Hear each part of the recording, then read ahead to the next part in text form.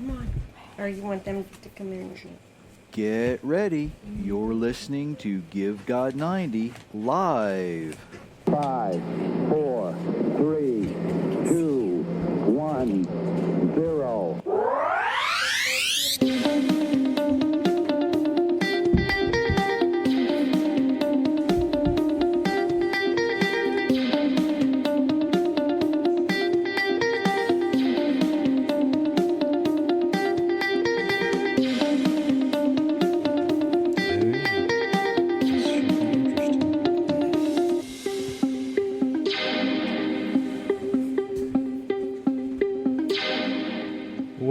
Welcome everyone to Give God 90 live on a Thursday night.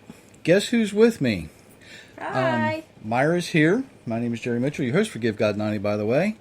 But because we started talking a couple weeks ago about family dynamics, and we have visitors with us, these are our grandchildren. A couple of them from Colorado. Say hi, guys. Hi.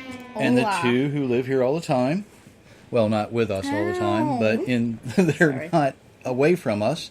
Now, for the Facebook folks, you get to see this. For the Spreaker folks, you don't get to see this. You just get to hear what's going on. So, guys, when we ask you something, remember the radio folks, okay? They can't hear you nod your head. I'm so sorry, radio folks. Yeah, I know. I used to joke, I have a face for radio. That's true. Sorry. Perhaps we can make the noise. Good. So, what we have, they came for, or the Colorado contingent came for a couple of weeks, and they've been busy, right? Very busy. Yeah. We've been to the beach. A lot. Yeah, a lot. Yes, there was sunburn. Lots. We took a trip to Washington, D.C. That was fun. Yeah. That was fun. We went to the Air and Space Museum. I got pictures of pigeons. You got pictures of pigeons. The three little ones were actually playing in the dirt. The Air and Space Museum actually borders, it's just across Jefferson Street from the National Mall. So the little ones were playing in the dirt on the National Mall. That was all kinds of fun. But what was the best part of the whole trip? Limo. The pigeons. Limo. The limo and the pigeons. The movie in the limo. Okay, let me explain the limo. The what? Because there's 9 of us. There was Yes. 9 of us this time. Before we actually took your parents with us a few years ago, we actually went to the Baltimore Aquarium. Yes. Oh, we should've It's done that. easier to rent a van to take us everywhere because by the time we drive there, get everybody their Metro cards, get everybody plugged in, ride the train, get where you're going. Have you ever tried herding cats? That's kind of what it's like with this group. They Yes. don't herd well. They like to go off in different directions. So Yes. you keep them confined. And this year, when we called to get a van, it was actually cheaper to rent a limo for the day than it was a van, which sounds kind of weird, but it was kind of nice. You know, we got to ride in style, right? And it was fun apparently because they had the video thing going on the way over. We had the radio going on the way back, and it was a lot of fun. What was your favorite thing at the museum? Oh, I got to see Amelia Earhart's airplane. You got to see Amelia Earhart's airplane. There was, of course, it's a 50-year Apollo mission thing, right? Yeah, but that was like closed off. They had some stuff about it. They had though. some stuff open. So you had, the mock-up of the lunar lander, and right over top of it was the Spirit of St. Louis, the first Yes. vehicle to land on the moon, That one was cool. and the first solo flight across the Atlantic Ocean. That was really cool. So what else did you guys really enjoy while you were here? They can't Candy understand. apples. Candy apples. I live here. Yes, so. we went to the state fair today, and that was adventurous. They got to ride the roller coaster. Yes, that was really fun. I got to sit in the front I liked the rides. by myself. Okay. So this is the grandchildren. Now, the other dynamic that goes with grandchildren Are is they parents. So, which parent wants to be put on the spot first? Matt, come around the other way, and why don't you trade places with him? Try not to bump the table. Yes, you get to see Matthew. This is and his sister April. And my joke is, they might not have been mine naturally, but I'm kind of responsible for the way they turned out. Yeah. Whether that's good or bad, you be the judge. What was your favorite part of the last 2 weeks, other than not having to go to work? That was about the favorite part. That was about the favorite part. Now, you are a heavy equipment mechanic in a mine in Colorado. Yep. So when the top of the mine's like 80 some hundred feet, 10,600. 10,600 feet. The elevation that your shop is in is what? 71, 75. So, you go to work at 8,000 feet and you work down 1,000 feet. That ain't for me, folks. I can tell you right now, that ain't for me. Doesn't bother me to do that, but that, I wouldn't do it. You studied to do what you do. I know you started out in a dealership. You thought you'd be really cool to be working on cars, and then all of a sudden you realized it's not as much fun as I thought it was. Yep. No money. No money in it, but there's good money in working in the heavy equipment line. And what a lot of people don't realize is that even though the miners themselves sometimes get all the glory, they couldn't do their job if you weren't there. Yeah. So everybody has a supporting role. The miners do their thing, you do your thing so that they can do theirs. One of the things that I noticed when we were at the fair today is the guys that were picking up trash. Seems like a menial task, right? But if the whole place was just trashed up, you wouldn't get to enjoy the fair as much because you'd be smelling stinky trash all the time. Tripping. So even though sometimes you don't think that these jobs do things, it's not that they don't do things, it's everybody has a role to play. And it's just like that in a family as well. We have different roles, people do different things. And sometimes people think, well, the husband's the breadwinner, right? But that's not always the case. Sometimes the wife makes more money. Sometimes it's equal. But when the Almighty originally laid this thing out to design a family, it was 50, well, actually it was 100 because both people have to put in 100% of what they're doing, or it's not going to work. If you woke up one day and you said, you know what, I'm only going to do half of what I think, Karen wouldn't like that, would she? I'm only going to do half what I'm responsible for. So if you only do half of what you're responsible for, that means the other person has to do 150%. That's not exactly what makes a happy relationship, and I can see by your face that you're agreeing with me.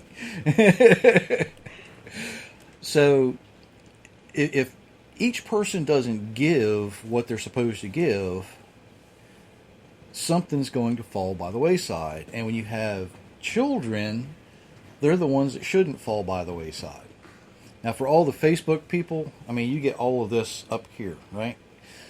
So the Spreaker people can't see, and maybe we'll grab a picture off of the video later and I'll put it up on the Spreaker site so that everybody can see that, who has that available.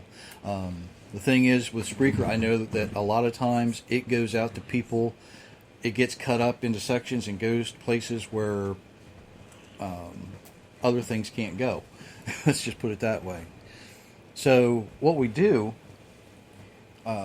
to make sure that the Spreaker people are kind of kept up to speed a little bit is sneak little bits and pieces out every once in a while so they know they can see what's happening and they know what's going on. But all of this family dynamic, we hopefully, our kids do not consider us elderly parents yet. Yeah, I know Zoe does. I told him he could get the senior discount today at the fair.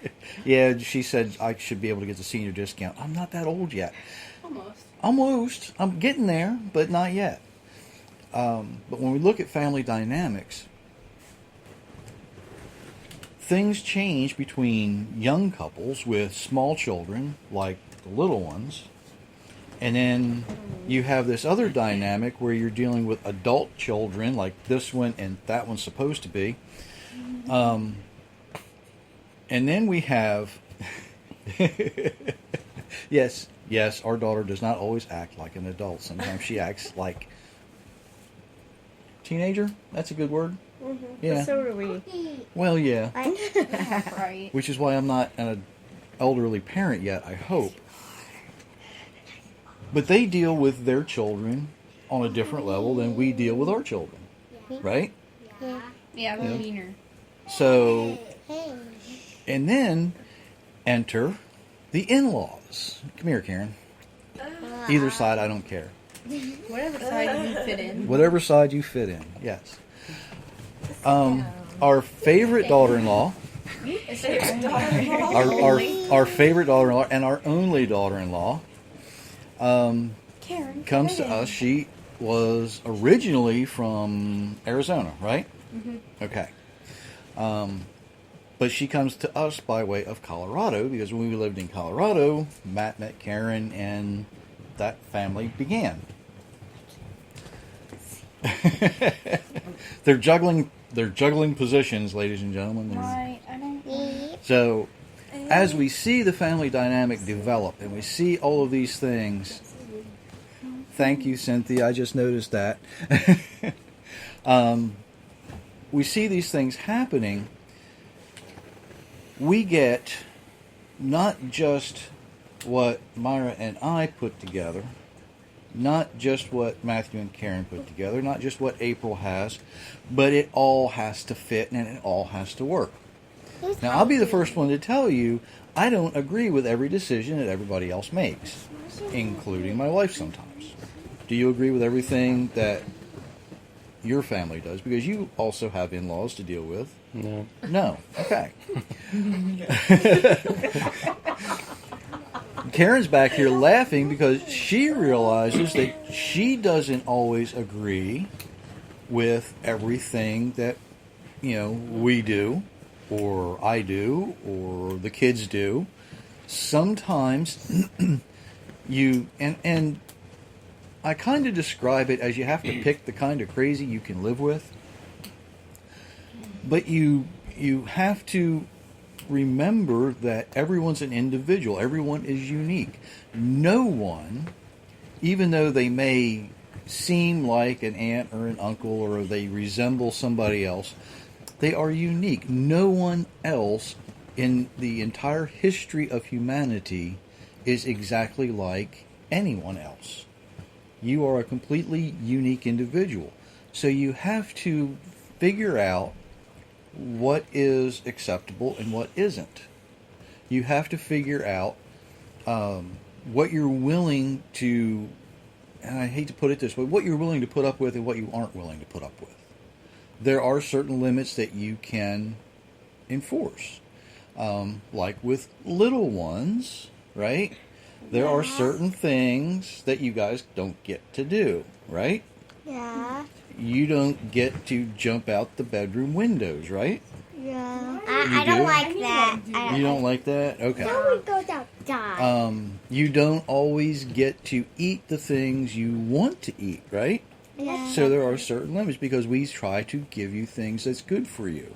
Instead of just living Okay. off chicken nuggets. There might be some movies or some TV shows you don't get to watch because They're bad for you. they're bad for you. Out of the mouths of babes. What? That also happens in adult situations. There are things that you're willing to accept. There are things you are not willing to accept. And it all comes down to people making wise choices. We try to teach our children to make wise choices. Like, Zoe, what's your favorite vegetable? All of them. No, I Oh. like Brussels sprouts. Brussels sprouts. How And many... turnips. And what? And turnips. And turnips, yes. There's not very many 13-year-old young people out there who would say my favorite vegetable is a Brussels sprout or a turnip. But we've been able to teach her to make wise decisions most of the time. Every once in a while, she slips up, just like the rest of us. But for the most part, she makes wise choices. Callie, what's your favorite vegetable? Cucumbers? Cool. Now, I happen to know that Bailey likes my chicken that I cook on the grill. Uh-huh. And you like my steak that I cook on the grill, don't you? Yeah. It's called pink meat. They call it pink meat because we like it rare. Well, not real, Very, but you know what? You get the picture. So we do that in hopes that they will carry those good health decisions out as they get older. Yeah. Yeah. Now, I can tell you, I titled this Our Family on the Spot. So I'm going to put somebody on the spot now. I'm going to say, Karen, what's your favorite vegetable? Celery. Celery. I like most vegetables as long as they're raw. I love eating raw vegetables, but I don't like cooked vegetables very much. Cool. I can see my microphones are bouncing, and it says that they can hear you. So hopefully, she says she likes celery or most raw vegetables, which is a good thing because raw vegetables are better for you anyway. I know a lot of people can't eat raw vegetables, and they'll steam them, which is a second choice, or they'll do other things. But all of that being said, I know sometimes Karen would much rather be sitting and eating a bag of corn chips Oh, yeah. and salsa Yeah. than eating healthy. Salsa is good for you. It has tomatoes and onions and... Well, yes, it's also Yeah. it is good for you, but not Yummy. not the big single serving bags, right? The 42-ounce single serving bag sizes that we all like to eat. Thanks everybody for your likes. Yes, Love we 'em. appreciate Hey, that. Sean. So see, I'm not the only one who likes chips and salsa. No, I like chips and salsa too. In fact, my supper last night was the appetizer plate of nachos. Okay, yeah, because they're good. Sean, Myers just said hi. I want to say hi. Hope everything's going good for you. I know you just moved, and you're still in the process of doing that. So you're going through some dynamic family changes as well. And, Godspeed, better you than me at the moment. Because we're getting ready to move sometime, at some point. Don't know when, don't know where. We just know we're going to be moving. That's right. Which throws in a whole other family dynamic, because then, we love you too, John. Then, all of this has to shift to go somewhere else. That's going to take forever. So, as we go through those family dynamic changes, and as we age, things are going to change. Nothing is going to stay stagnant. Nothing's going to stay the same. The little ones are going to grow. The big kids are going to get older. The older parents are going to get older, we hope. Way older. I hope we get way older too. I I don't want you to pass away. mean, well, that's a whole different conversation, honey. And that's going to be a long time from now, I hope. But what we're going to see is that even though we're going to go through these changes, it's okay. It's not going to matter a whole lot because where we live doesn't make any difference. It's about what surrounds you that makes the difference. And that's what makes a family a family. That's why family dynamics are so important. A couple of weeks ago when we started this, we looked at how family becomes established so that you can carry out all of these things. And most people in their 30s, 40s, 50s, and 60s have that kind of center family dynamic thing going on. And then what we're going to see later, and hopefully I'm going to be able to do this all at one time next week, is discuss adult children and elderly parents.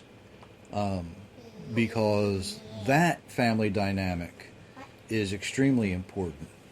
And really, I love you. yes. And and Yeah, they love when us, we don't look they? at that, we're going to see how building solid family dynamics only makes adult children and elderly parents stronger for taking care of the elderly parents. Even though, Zoe's joke is she's going to get a really good job spent and make lots of money so she can put us in a home. Yep. So, Shelter. not a homeless shelter, honey. It's kind of like a museum for old people.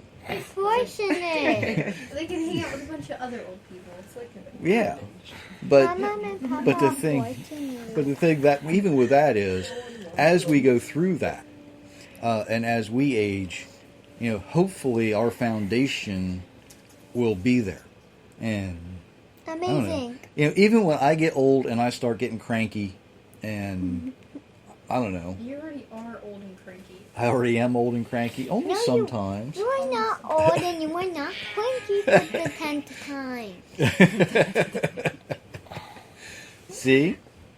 That's all family dynamic. You have one sister saying I'm old and cranky, the other one's like, no, you're not. Yeah, because I'm honest.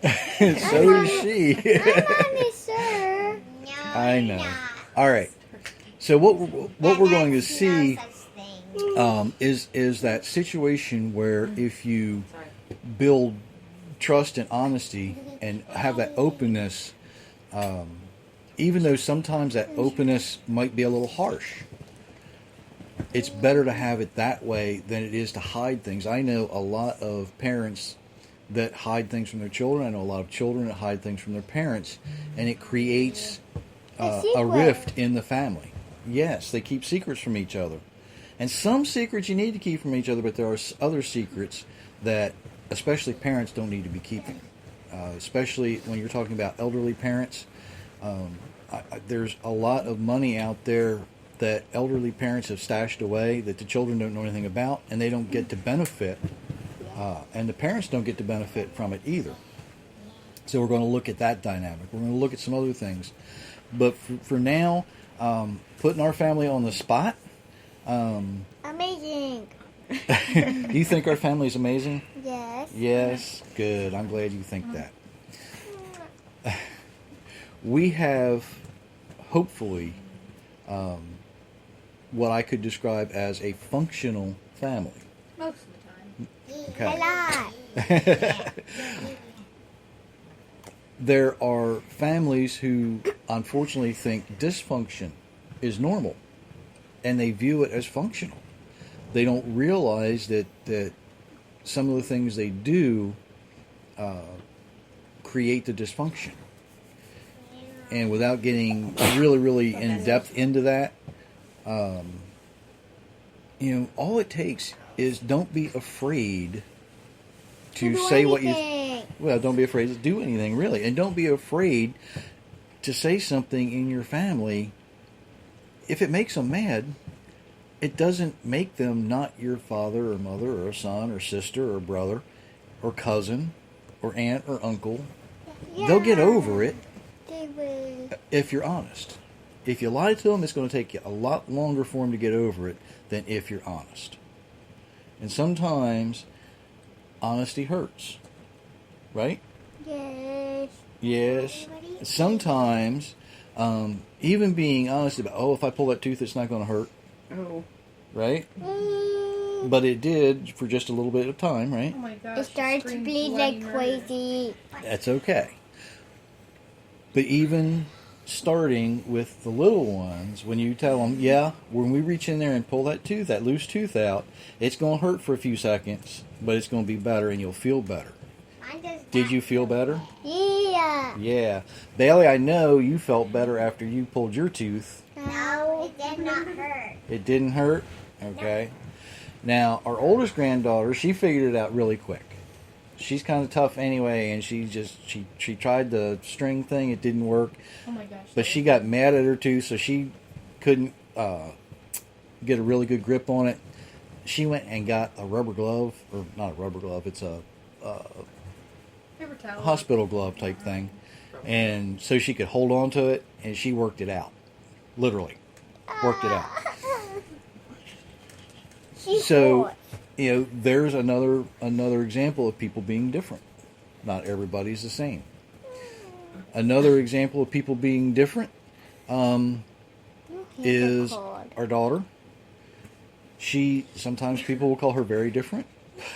Because she's crazy. She figured out that she didn't really enjoy doing what she went to school for, right? Yeah. So instead of applying what she went to school for, which was cosmetology, she found out that she is a better at working in the service industry, and right now as an inspector for a hotel. Manager, inspector. You're in a supervisory position over housekeeping for a major hotel. So, you know, I don't want to say you're a glorified housekeeper, right? Because you're more than that. She's a mommy. Yes, she is your mom. I don't like the cleaning. But she's So, awesome you know, at it. and there again, there's a dynamic, you know, that Love? that when we, you know, looked at her and said, well, why aren't you sticking with what you went to school for? You know, even though it made sense for us to say that at the time, it didn't make sense for her because she wasn't comfortable doing that. She was never comfortable. She was never comfortable. So as we see all of that, as we do all of that, now I know, well, I'm going to pick on Sean for a minute. His son just shifted, not exactly jobs, but places where he does his job, and he took a much better job. So he was able to really, and I know he started out in one direction and it wasn't working for him, and he went another direction, and it really, really, really worked out for him. It was amazing But for him. at the same time, I'm sure that his parents were saying, is he ever going to figure it out? You know, I was kind of like that with Matthew for a while. You know, is he ever going to figure out what he's going to do? But once he figured it out, and he got on that path, and he realized what it was, you know, you're making more money than I ever did. So, Yeah. you know, there you go. Still never enough. It's still never enough. And it doesn't matter, you know, somebody asked Nelson Rockefeller one time, well, how much is enough? And his answer was just a little bit more. Just a little bit more. Yep. So, it doesn't matter how much money you make.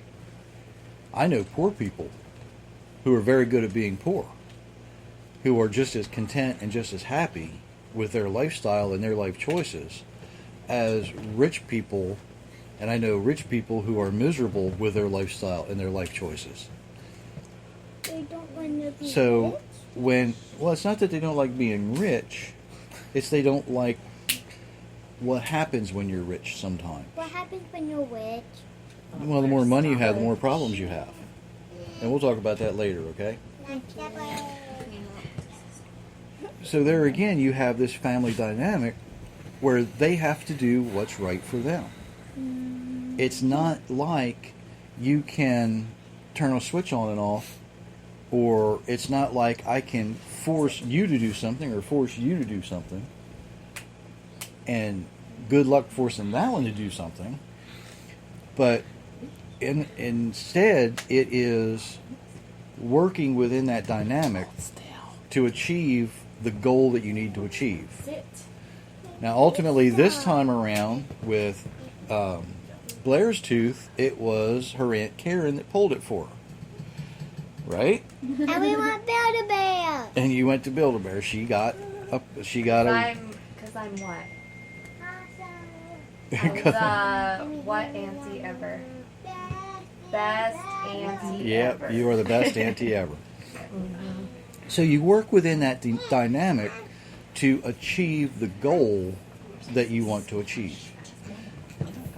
Is it going to be the goal that you always want? Might not be. But it's going to be the best goal that you can have for that family at the time. There are families out there I know who are going through some things where they don't always agree because one parent or one child might be doing something that the other can't deal with. They just can't associate with. They can't. What's the word I'm looking for here? It's not that they're condemning the child; they're condemning the action. The child is, or the parent, in the viewpoint of the child, the parent's making bad decisions. In the viewpoint of the parent, the child's making bad decisions. So when you look at that, they have to be able to figure that out. They don't stop being parent and child, but they have to figure out how to put that together and how to mesh it back together. They're working towards the same goal, and the same goal is to have that parent-child relationship, but they're having trouble getting there, and that's what they need to work on. So as all that plays out in different families, what we see ultimately is everybody has to do, what works for us isn't going to work for hardly anybody else in the world. No. Because we, our extended families have a really strange dynamic as well. So that all plays into it. So what works for us isn't going to work for somebody else. What worked for Karen's family, probably, she can learn from that and see it in something else, but I don't think you could take what works in our family and have it work in her family. And she's shaking her head, no. Why not? Because we're different people. And different people do things differently, right? So, I want to thank everyone for putting up with me putting my family on the spot this week. Do you have anything you want to add to what we've discussed, to what we've said, to what we've showed off? You just wanted to show off the grandkids. I'm good. Okay. Myra has shown off the grandkids. She's fine. Ladies and gentlemen, we appreciate everything you do for us. That is something else. I know that a lot of people show support different ways. We actually had a really good gift that I was going to wear that tonight and didn't have time to put it on. But people, they show us support in different ways. The best way you can support us, really, in what we do, is just to live the way that your Creator designed you to live. And if you really think you've got to throw money at us, we're not going to throw it back most of the time. Okay? So, that all being said, we are going to say goodbye, everybody. We certainly do appreciate everything you do. Good night. Have a wonderful, wonderful week.